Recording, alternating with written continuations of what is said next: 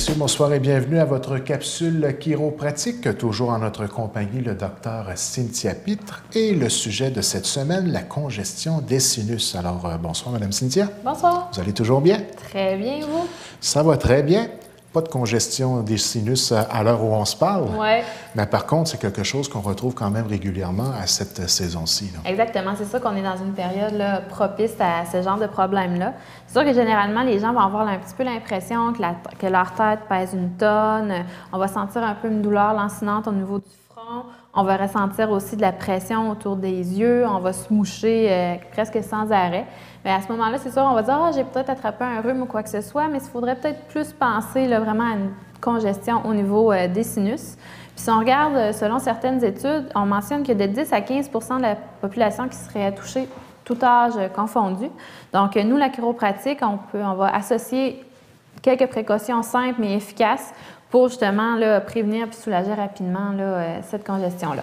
Donc, pour bien comprendre la problématique, peut-être parler un peu de ce en quoi ça consiste, les sinus en tant que tels. Oui, effectivement. Dans le fond, les sinus, c'est 4 zones de cavité qui sont situées dans certains os de la tête à l'avant du crâne. Donc, les sinus, ils ont pour fonction de servir de caisse de résonance à la voix, d'alléger le poids du crâne, mais aussi de réchauffer, filtrer puis humidifier l'air qu'on respire. Ces cavités-là, ils vont être recouvertes à l'intérieur d'une membrane qui, quand on va avoir une congestion au niveau des sinus, va devenir inflammée puis va par la même occasion enfler. Donc, l'infection de cette membrane-là, c'est elle qui est causée généralement par un rhume, puis va conduire à l'inflammation des sinus, à la surproduction de mucus, puis bien effectivement à l'obstruction des fameuses cavités. Qu'est-ce qui en arrive à ce résultat-là? Mais dans le fond, on va avoir la sécheresse de l'air, puis les changements de température drastiques. Donc, on sait que l'hiver, des fois, surtout cet hiver, on est un petit peu passé d'une extrémité à l'autre en certaines occasions. Donc, c'est vraiment des changements qui vont favoriser le développement, l'apparition de congestion au niveau des sinus, car vraiment, la membrane qui est à l'intérieur est très sensible là, au changement de température drastique. Le chauffage électrique dans la maison. Oui, en plus, justement, c'est ça qui va beaucoup assécher la température aussi. Outre ces facteurs-là, on accuse principalement aussi la santé déficiente des tissus à l'intérieur des sinus de causer l'inflammation. Puis les troubles des sinus vraiment sont essentiellement dus là, à un défaut de circulation, de nutrition, puis d'élimination des tissus à l'intérieur des sinus eux-mêmes. En ce qui concerne les symptômes maintenant? Bien, c'est sûr que le fait que les sécrétions nasales demeurent prisonnières de la cloison du nez, ça provoque vraiment la fameuse pression faciale qu'on va ressentir quand on a une sinusite, qui va principalement se localiser, bien entendu, au niveau des sinus affectés. On va aussi ressentir de la pression aux joues, aux gencives supérieures, au front ou encore à la base du nez. Alors que normalement, une sinusite aiguë, ça va généralement se résorber en deçà de 4 semaines à peu près en moyenne. Mais chez certaines personnes, ça va vraiment perdurer. On va parler à ce moment-là d'une sinusite chronique quand les symptômes durent plus de 12 semaines. Puis les principaux symptômes à ce moment-là, on va parler de congestion, des sécrétions nasales qui vont être jaunâtres. On va avoir des maux de tête violents et lancinants. On peut avoir aussi des douleurs au niveau de l'oreille, des douleurs au niveau des gencives ou encore au niveau des dents. Il va y avoir des maux de gorge, puis il y a certaines personnes aussi qui peuvent faire de la légère température.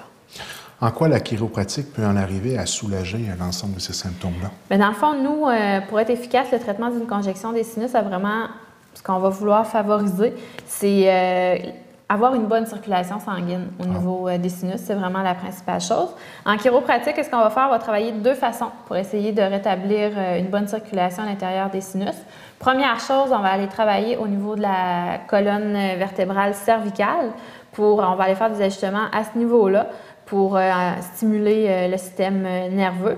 Puis ensuite, on va favoriser la décongestion en effectuant certains massages et puis des pressions au niveau, directement au niveau des sinus puis sur les côtés du nez. Puis cette technique-là, bien, généralement, elle apporte là, quand même de très bons résultats. Il y a quand même quelques petits trucs maison qu'on peut pratiquer là, chez soi là, sans nécessairement consulter? Oui, effectivement. Les meilleurs moyens de combattre la congestion des sinus, c'est de s'attaquer à la source du problème, justement en commençant par une prévention efficace. Il existe un petit peu des méthodes naturelles là, qui vont aider les gens à prévenir puis à diminuer les douleurs. On parlait de sécheresse de l'air tantôt, fait que bien entendu, humidifier l'air ambiant. Donc, on va penser, par exemple, à utiliser un humidificateur dans notre chambre, principalement durant la nuit. Le déshumidificateur est beaucoup populaire, mais d'humidifier la maison l'hiver, on n'y passe pas tout le temps. Exactement. Ensuite de ça, on va favoriser une bonne hydratation des voies nasales en utilisant des solutions salines de façon régulière. Là, on parle par exemple, Salinex, Hydrasense, là, ces types de solutions-là. Ensuite, ça, favoriser les aliments chauds, la soupe, tisane, ça va aider à décongestionner.